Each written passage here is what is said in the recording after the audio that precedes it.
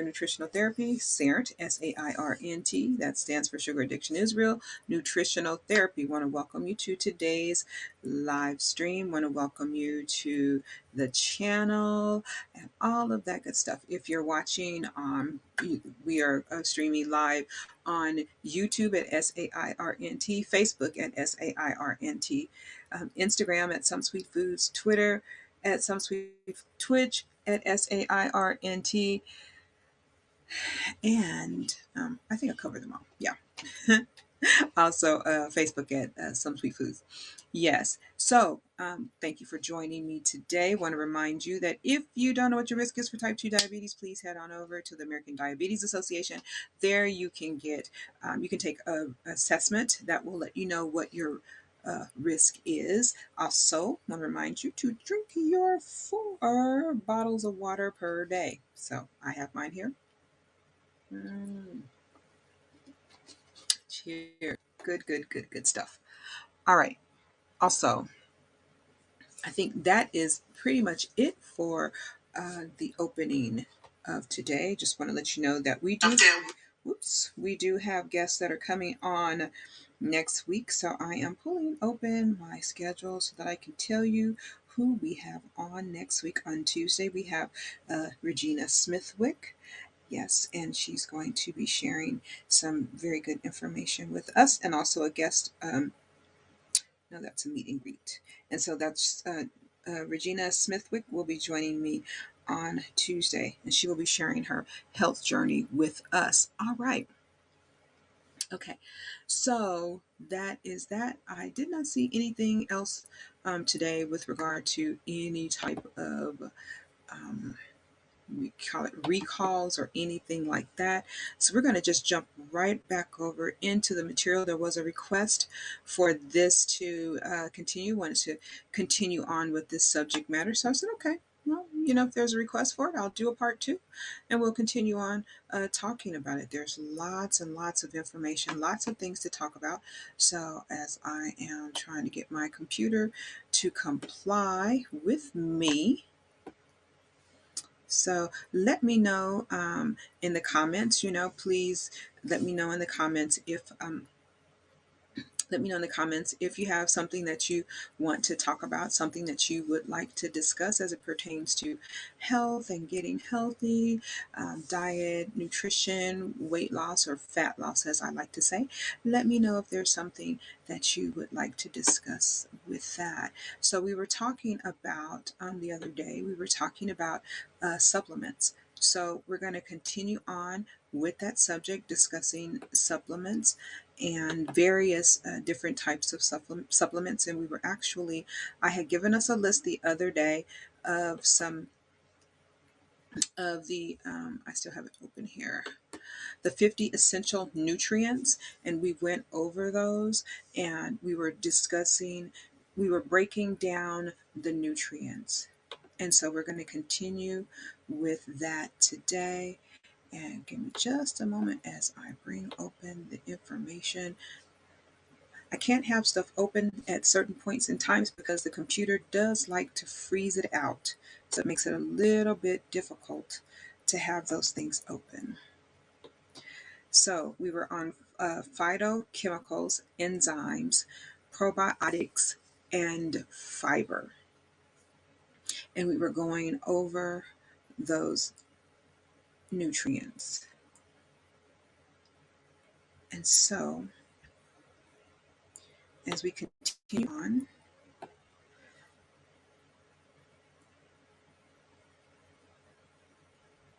and I'm just waiting for it to open for me.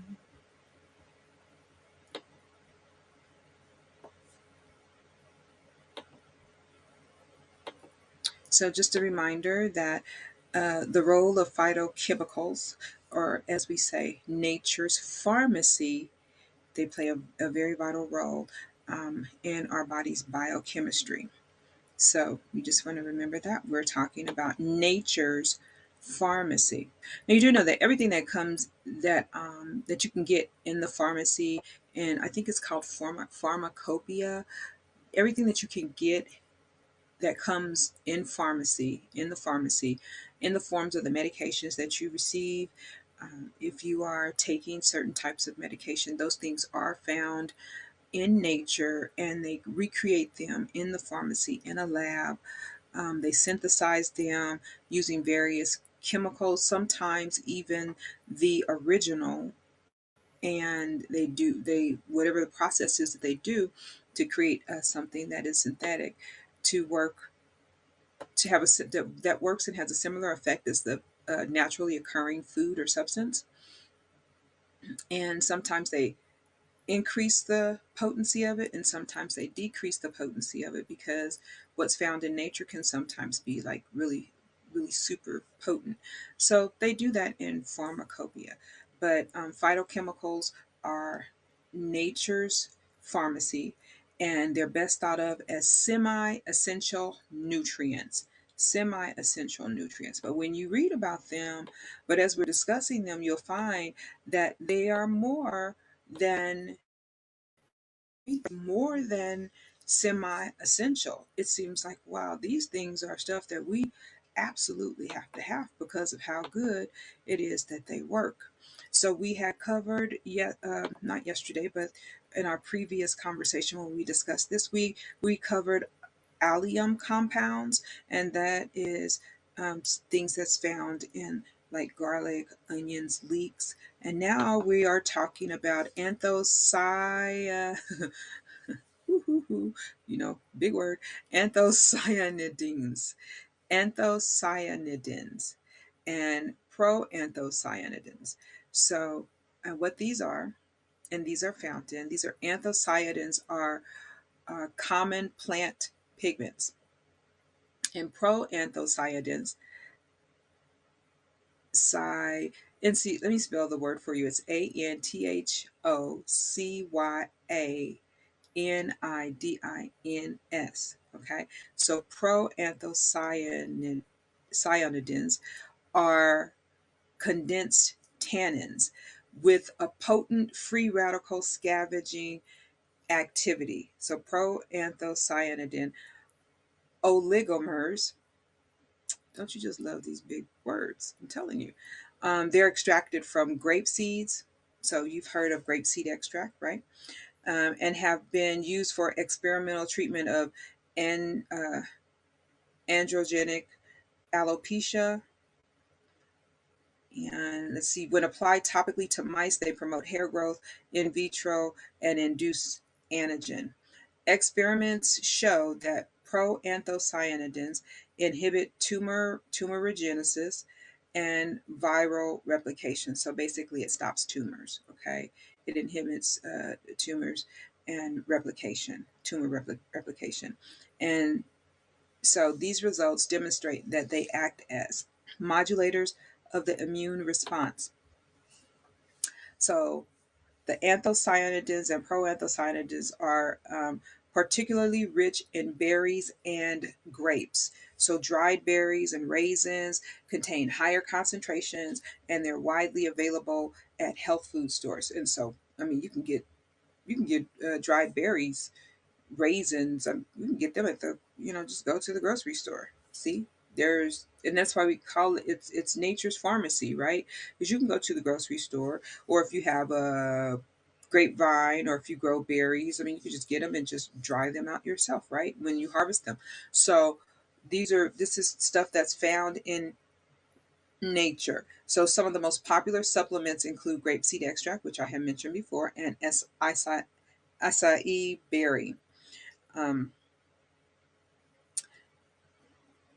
they also contain bioflavonoids, and which are reputedly good against gout and certain types of arthritis. So,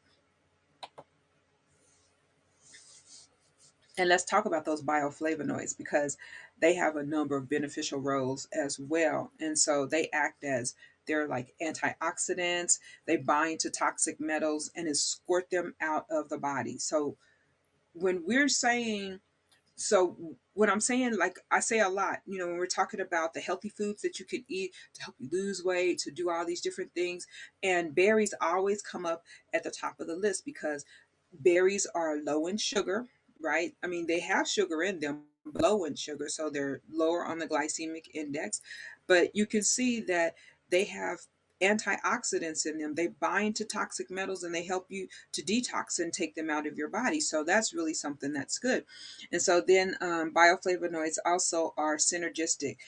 They have a synergistic effect with vitamin C, and they help to stabilize your tissue. They act as a bacterial static, and they have an antibiotic effect, which accounts for their anti-infection properties. So all of this is housed in berries, right? Bioflavonoids in berries. So, so I mean, when you're eating those types of foods, you are benefiting your body tremendously. They also are anti-carcinogenic, and bioflavonoids are used to help deal with capillary fragility, bleeding gums, varicose veins, hemorrhoids, bruises, strain injuries, and thrombosis.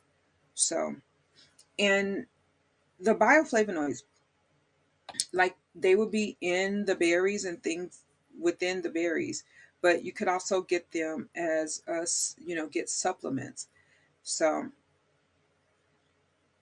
bioflavonoids include um, rutin, lots in it's in buckwheat, and hesperidin that's found in citrus fruits. So in buckwheat and in citrus fruits, the best food sources are rose hips, buckwheat leaves, citrus fruit, berries, broccoli, cherries. Remember, I mentioned about how that works with gout. Cherries, dark cherries, something that they tell people to eat when you have problems with gout or inflammation. Period. Okay, there feels like something's in my eye. Um, oh man, it just got worse. Okay, but also in grapes, because we did talk about grapeseed oil, or grapeseed extract, papaya, cantaloupe, the cantaloupes, plums, tea, red wine, and tomatoes. Now that don't mean you just be like drinking up the wine like that, but the flavonoids, the bioflavonoids are in there because wine is made from what? Grapes, right? So that's the reason you'll find them there. There are also special bioflavonoids in cucumbers that stop cancer causing hormones from binding to cells. So now, I am not a doctor. Let me say that. This is just nutrition information to help you to get healthy, to help you to stay healthy, to help you to improve your health. Do not stop taking your prescription. Whatever your doctor has prescribed to you, you go to your doctor, you talk to your doctor. This is information to help because I remember I'm trying to think of her name. Um what is her name? She's got blonde hair. She was on Three's Company. Gosh, I'm aging myself, but yes. So she was on Three's Company, and she played Chrissy on Three's Company. I cannot think of what her name is. And anyway, she had gotten cancer, and I remember hearing her talk about that, and she had this big, huge lump. She said it was like the size of an orange, and I guess it was like in her breast or something. And I remember her saying, Suzanne Summers, that's her name. And I remember hearing her tell a story about how she went on, how she was not eating healthy, and she just decided that she was going to let nature do this. And so she didn't take any type of the therapies that they were offering, but she went with foods, and how she just let food be her medicine, and she healed herself with diet. Now, I'm not saying that I can't say whether or not that was whether she was talking saying the truth, or whether she was fabricating, or like blowing something up and she actually did something else. I don't know. But this was years ago when she said that. And she wrote a book about it. And there have been lots of people who have found that they have, when they just when they found something in their bodies, they just they started to do the research and dig in and find these foods and add this stuff to their diet, and this became like their main source of diet to turn around their health. Now I can say that lots of people have switched up the foods in their diet and all of this and have reversed type 2 diabetes, reversed high blood pressure and things like that. So this is absolutely possible, but I don't want I don't want nobody coming from, don't, like blaming me for stuff. I told you to. I'm not. I am sharing information. You take this to your doctor, and you ask your doctor what it is that, you work out what you're doing with your doctor. Okay, that work for you guys? Okay, all right. But I'm sharing the information. All right. So the also, again, we mentioned the special bioflavonoids that are in cucumbers that stop cancer-causing hormones from binding to cells. Bioflavonoids in the form of citrus extracts are widely used in vitamin C supplements due to their beneficial synergistic effect. Acai berry, black cherry, that's the juice that you drink when you have gout, black cherry juice, and cranberry supplements as extracts and tablets, they contain high concentrations of bioflavonoids. So those are things that we definitely need to add to our diet. So there's this little berry. It's called Goji Berry. I don't know if anyone's ever had it, but it's when you shouldn't they I think they contain well, let's read about them. So you can eat goji berries, but you need to eat them in moderation. And I'm just adding that there because you might see something about them. Um, you don't want to eat a lot of them if you're pregnant and nursing. So because those particular berries um, are very high in, I believe it's betaine, right? So you don't want to have them, and they have a drug effect. There are interactions with your drugs and things like that. So if you take something like warfarin, which is a blood thinner, you should not have the goji berries. But they also interact with diabetes and blood pressure drugs. So, and I've seen goji berries. The reason why I mention them is because I've seen goji berries in um, I've seen them around a lot when you're talking about bioflavonoids and stuff like that. So I don't know. And so I wanted to mention them because that is one of the berries that you will see a lot of them. So they are native to Asia, and they're sweet and have a slightly um, sour flavor. And I've actually never had them, but it's one of those antioxidants, and they're hanging around when you're talking about bioflavonoids and stuff like that. So because they're high in vitamins A and C, and they're similar to blueberries and raspberries and things like that. So just want to be careful with those when you come across them as a berry and people are talking about them. So you want to be careful with those. The next thing on the list, let me see if I want to jump into that one. Let's see. We probably never come across that much of that. Let's go to capsaicin. Capsaicin is the active component in chili, in the hot peppers. Yeah, so, and you can also get it as a supplement, and it helps to protect the DNA from damage and is a powerful anti-cancer phytochemical. So, and the American Association for Cancer Research reports studies suggesting that capsaicin is able to kill prostate cancer and lung cancer cells. So Um, but the capsaicin is what actually brings the heat.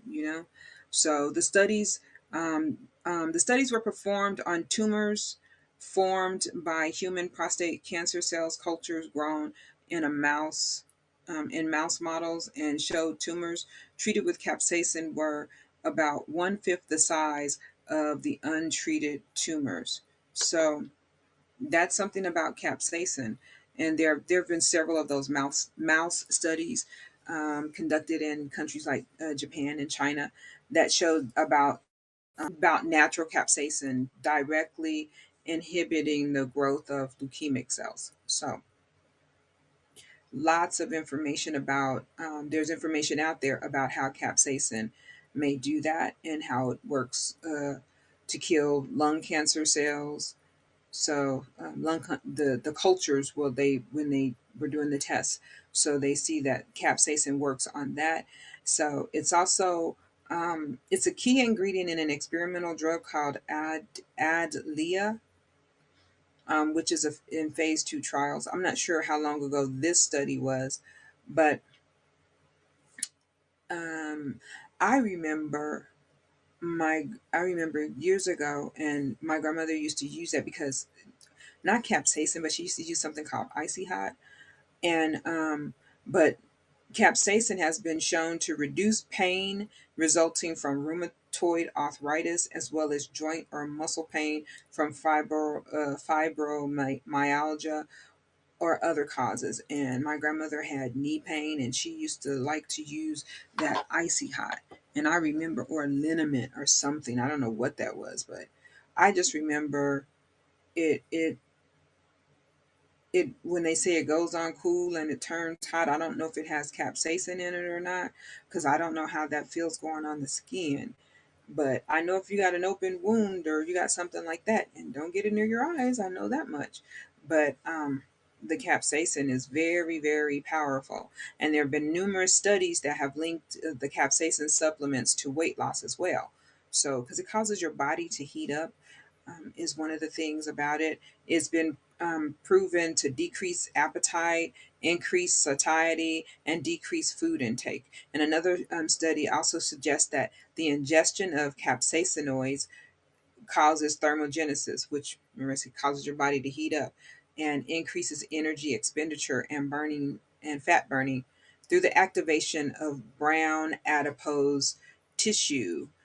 And so brown adipose tissue is the tissue is the fat that's deep inside. That's the fat that's covering your organs, and that's the fat that you want to actually burn off. I mean, you want to burn off all of it, but if you had to choose between the fat that you really want to get rid of, it would be the fat that's over your organs, because the fat that's just under the skin is not harming you as it I mean, it's there and it's bad, but it's not harming you nearly as much as the fat that's over your organs. So you would want to get rid of the brown adipose tissue. You want to get rid of that fat. And so, oh yeah. And because they use capsaicin, where else can you find it? They use it in the pepper sprays. When you have those pepper sprays for self-defense, and what they use for what they use for the police use and stuff like that, the pepper spray. Yep, that's capsaicin right there. So yeah, it does burn the skin, because that's that exactly when they spray it on the crowd, not only does it burn everything, it burns the skin as well. Yeah, so capsaicin. That's why when people are doing the riots or whatever it is that they plan on doing, they also carry milk along with them. Not necessarily they're going to drink the milk, but they're going to pour it on, because milk helps to soothe that burning. Carotenoids is the next thing, and carotenoids. It's in carrots, right? Beta carotene. So an example of beta of carotenoids, which is carotenes, are carrots. That's a food that you can definitely get your carotenoids from. But it's also in other foods, other fruits and vegetables. Think of things that are orange. It's in them. Sweet potatoes, right? Watercress and peas. So it's not just orange, but it's green, right? because watercress is green and peas are green. So carotenes are further broken down into two main groups as beta carotene and lycopene. And it's sort of like the anti-aging antioxidant. And carotenoids that don't naturally convert to vitamin A have been found to prevent cancer let me stop this because that's going to do that same thing again.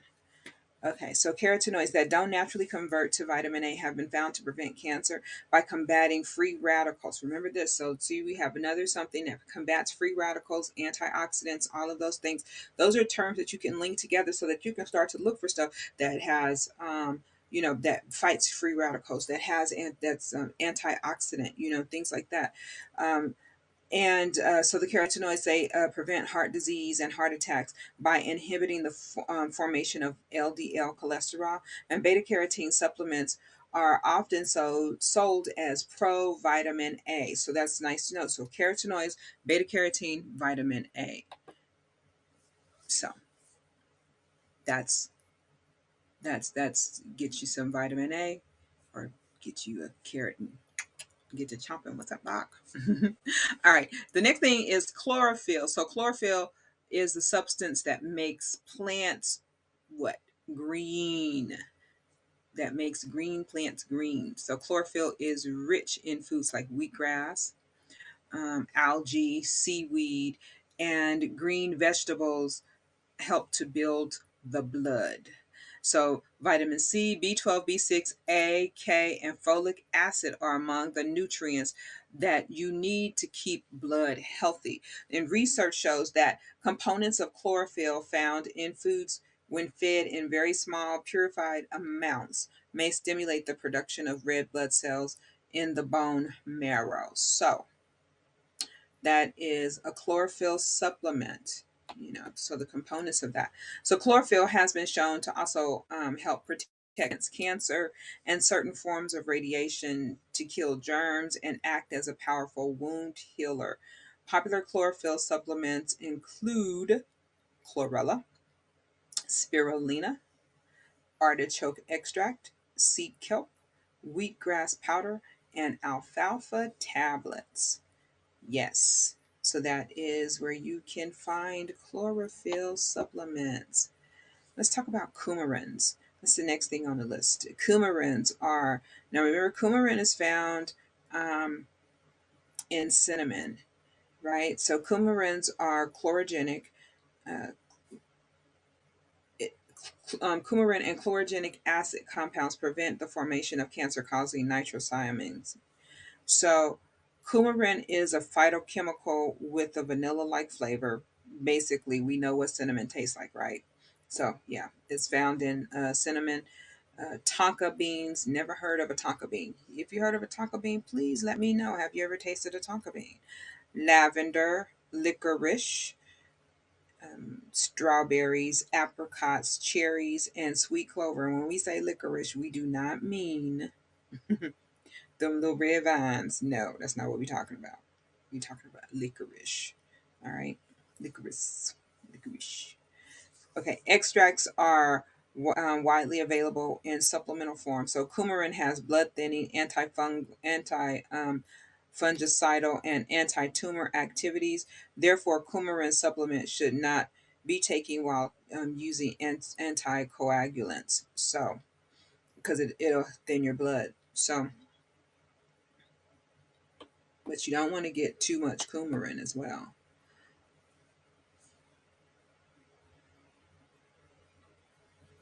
Coumarin and chlorogenic acid is also found in fruits and vegetables that include tomatoes, green peppers, pineapples, strawberries, and carrots. So, and the supplemental sources of these include black cherry extract, which is typically very concentrated, and it's a liquid form, cherry capsules, and cranberry concentrates and tablets. And be mindful, you do not want to take a lot of coumarin because it can be toxic in high doses. So you don't want to take a lot of coumarin. That's why you have to be. That's why I would say the difference between the cinnamon, that the cinnamon that you want is the Ceylon cinnamon, Ceylon. You want that cinnamon because it's lower in coumarin than the other cinnamon that you just find on the store shelves regularly. If it doesn't say Ceylon, then it's the other cinnamon, which is cassia. Yeah, cassia. So you want to be careful because Ceylon cinnamon is always better because it has less of the coumarin in it. And yeah, because for instance, Ceylon has below 190 milligrams per kilogram of cinnamon, whereas cassia contains between 700 to 12,230 milligrams. That's a lot. That is really bad. And that's per kilogram of cinnamon. So you definitely want to get the Ceylon cinnamon when you're if you're using cinnamon for supplementation. Um, I did an episode talking about the difference in the cinnamons, so you can look that up and find that episode where I discussed the difference in cinnamons. But when they're powdered, you can't tell the difference. But if you were just getting the sticks of them, you could tell the difference because Ceylon um, is a stick and it's got several of the thin folds. It's thin, and cassia has less folds and it's thicker. So it's like a big. So basically, what you get in the store, if you're looking for the powdered version, if you're just gonna get the powdered version in the store, it's cheaper. Is probably cassia. If it's Ceylon, it's going to say that it's Ceylon and Ceylon. I'm sorry, I don't know why I call it Ceylon, but Ceylon is Ceylon. Ceylon. That is the cinnamon that you want to get if you're using cinnamon as a supplement. Okay.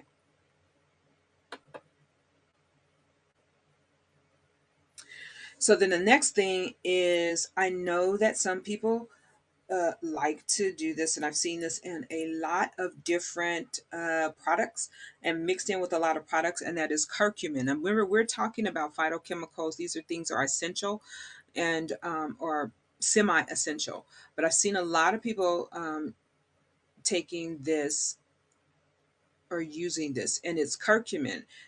Is a principal curcuminoid of the popular Indian spice turmeric, right? So, and that's a member of the ginger family. So, I see a lot of people doing turmeric teas, turmeric, and I see turmeric and everything. But curcumin has been regarded as a medicinal herb for thousands of years. So, it's been used in Chinese medicine to treat wounds, skin conditions, and digestive problems. Yeah, because I've seen a video where they were saying if your armpits are like really, really dark, you can use curcumin, or not curcumin, turmeric underneath there, and the turmeric, to help even lighten areas on your skin, and things like that. So turmeric is mentioned as having the ability to kill and prevent a number of cancers, including breast, colon, and prostate and skin cancer. So turmeric has a lot of benefits. It's a powerful antioxidant, and it's found in, well, the curcumin is a powerful antioxidant, and it's also found in mustard, corn, and yellow peppers. So, and also curcumin is widely available, and it's often combined with ginger and another essential that we'll talk about called boswellia.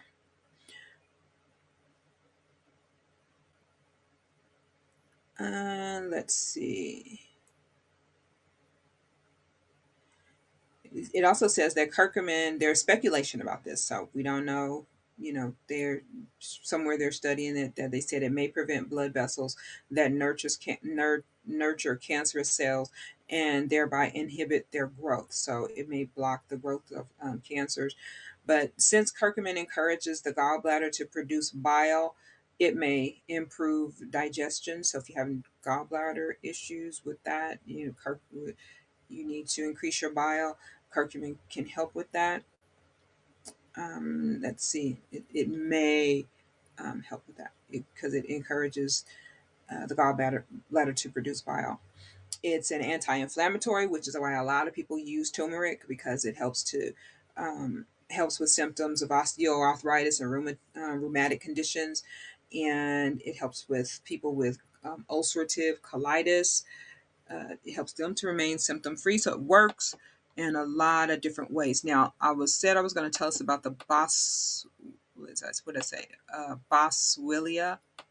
So because you might find curcumin mixed with that, I don't think that you would just normally just go out and look for that, but you might find it when you go to look for the curcumin, or if you're looking for something other than turmeric and you just were looking for curcumin, you might come across this. And this is a powerful boswellic acid. This is a powerful anti-inflammatory agent, and scientific studies show that they produce the death of, well, it causes cancer cells to die, in particular brain tumors and the cells affected by leukemia and colon cancer. So low doses of Boswellia serrata extract may have a hepatoprotective, liver protective effect.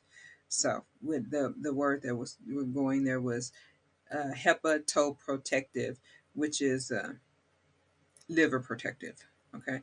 Boswellic acid is helpful with conditions such as arthritis. So, and it's also been thought to decrease symptoms of asthma. They did a small trial with that a few years back, and it showed good results. So that's why they say that. Boswellic acid is found in the herb frankincense. So that's where you find that. And so Boswellia extracts are sold in tablets, capsules, and tinctures, but there's no dosage guidelines. So, and that's why, I mean, you actually find that mixed with other things. And there is a risk of liver toxicity due to long-term use of this.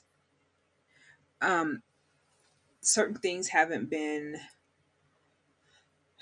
studied or completely assessed. So you want to be careful when you're using that. And again, that's why you would find it mixed with something else so that it would be lower.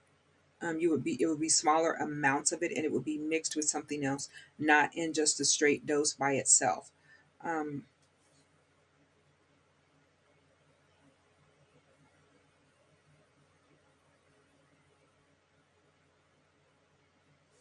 so let's see. I'm going back through my notes. We were on curcumin. And I'm going to stop with this one because this one is very interesting. So again, what we're talking about here are the 50, well, I was just going the essential nutrients. And when we were talking about a lot of them and the things, or the phytochemicals, I'm sorry, when we were talking about the phytochemicals, they, because they're found in foods, I wanted to go over them. And these are, they're semi essential, right? So this last one is found. Um, it's dithiothiones. That's why I didn't want to do this. I mean, I wanted to do it, but these big words, right? Dithio or dithiothionins. Anyway, it promotes the production of glutathione, glutathione, or whatever. I can't say that, can I? Glut, glutathione, glutathione. That's what it is. So anyway, GLUTATHIONE. These are worse than Bible names. Man, I was really good at saying Bible names. That's why I even attempt these big words like this. But this is the body's main antioxidant, which is produced in the liver, basically. So what we're talking about here helps to produce the body's main antioxidant. So it works with the liver to produce the body's main antioxidant. And do you know where you can find this at? Do you know? Do you know? It helps to, let me tell you something else about it. It helps to detoxify the liver and body cells from carcinogens and xenobiotics such as drugs, antibiotics, and mycotoxins.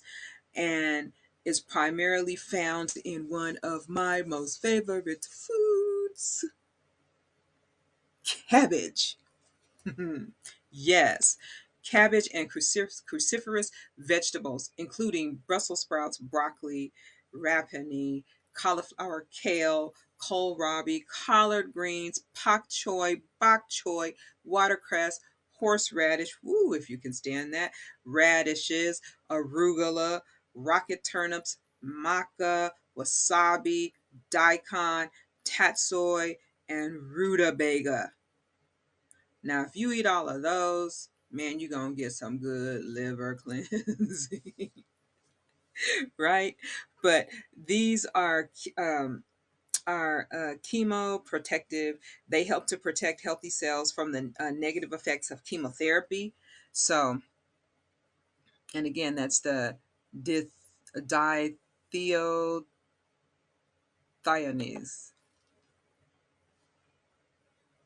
Did you get that? It's found in cabbage. Well, cruciferous vegetables and other things. Cabbage, because the cabbage is one of my I absolutely love cabbage. I really do. I love cabbage. When I'm chopping it up to make whatever, when I'm chopping it up to cook it, I save some back and I'm eating it raw while I'm even cooking it. And I love coleslaw and all of that. So cabbage is one of my it's one of my top foods. I find that it does not give me it doesn't like I can eat broccoli, but broccoli gives me the indigestion, the belches, and all that kind of stuff. And but cabbage, I just like cabbage. It's one of my favorite foods. So I also like horseradish too, but I don't like it full on, like full strength. I like it just a little bit, just a little bit mixed in with stuff to give it that spicy, give it that kick, and also open up your sinuses. Yes, since I started eating horseradish, whenever I would have congestion, nasal congestion, any type of sinus issues, I would eat horseradish, prepared horseradish in the store. I could get a little bit, put it on an apple. That's my tip to you. You're welcome. Get a little bit, put it on an apple, on the corner. Get your apple slice, put some horseradish on the corner, and eat it. Open up your sinuses. Yes, you're welcome. But that is one of my favorite things to do. So whenever I have a problem like that, I always kept horseradish in the refrigerator for that purpose. That was my medicine to clear up my sinuses and open up my nasal passages. hmm So, do you guys have any favorite foods? Do you have anything on the list so far? Because we're going to continue with this. There is a lot to this. This is not the only thing. I'm not even halfway through talking about this.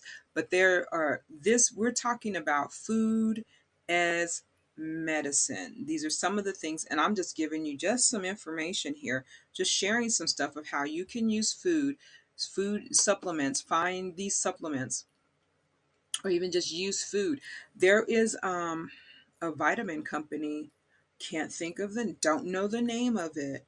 I don't know the name of the vitamin company, but they came up with a vitamin. They put these things into the vitamin company. If you get a hold of this and you're listening, you can sponsor. I will gladly share sponsorship with you.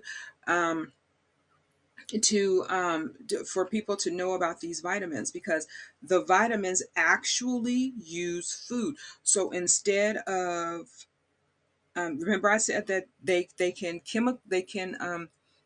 make the supplements and the medicines and all of that. They can synthetically make them, which a lot of vitamins are the synthetic, because for instance, like salicylic acid, which is white willow bark. Okay, is salicylic acid. Salicylic acid is what they use as the basis for aspirin. Aspirin, however, is a salicylic acid, which means that's the synthetic form of the salicylic acid, right? Another one, like my vitamin E. So you could get, let's see, it's vitamin E, but then I'm just so you can know the difference. Vitamin E, and then there's, like, I always had the synthetic form of vitamin E. Like there's the real vitamin E is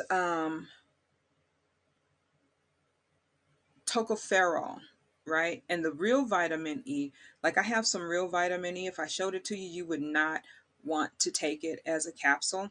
You wouldn't want to use it. It's very thick. It's very sticky, because if you've ever opened a vitamin E capsule, you know that it's sticky. But then the vitamin E that is not is the synthetic vitamin E is I think it starts with the A. Let me see, a tocopherol or tocopherol acetate or something like that. But it is not the same. It is not the real vitamin E. Works beautifully, but it is not the same. So it's not the same as the one that just comes from the plant. So you just want to know it's alpha tocopherol. The synthetic vitamin E is alpha tocopherol, and you'll find that to be in front of a lot of forms of vitamins, alpha form or whatever. It's the synthetic form. But I mean, it still works. But I'm just saying, like the real vitamin E, you can get it, and it has a very different look, a very different feel, very different texture, and but I use it, but a lot of but you think that those things that you're getting in the store are that are over the counter are real, but they're not the real deal. And this company is all I'm saying. This company makes the real form of the vitamins using food. So I hope you all enjoyed today's broadcast. If you did, give us a thumbs up, like the video, subscribe, share with your family and with your friends. Give us a thumbs up, and follow us on all of our social medias. Again, that is at on HAPS at SAIRNT, Facebook at SAIRNT, Instagram at Some Sweet Foods, Twitter at Some Sweet Foods, YouTube at SAIRNT, Twitch at SAIRNT, and I think that just about covers it. Also, you can go over and follow me and subscribe on to TikTok at SAIRNT. Thank you so much for tuning in today, and we will continue this next week. We do have a guest coming in on Tuesday, and then we'll follow up and continue with next week talking about phytochemicals, enzymes, fiber, and probiotics, and we'll just run through the list. We will be so knowledgeable at the end of this with regard to all of the supplements that we can use to heal our bodies and to get healthy. Until next time, peace and blessings.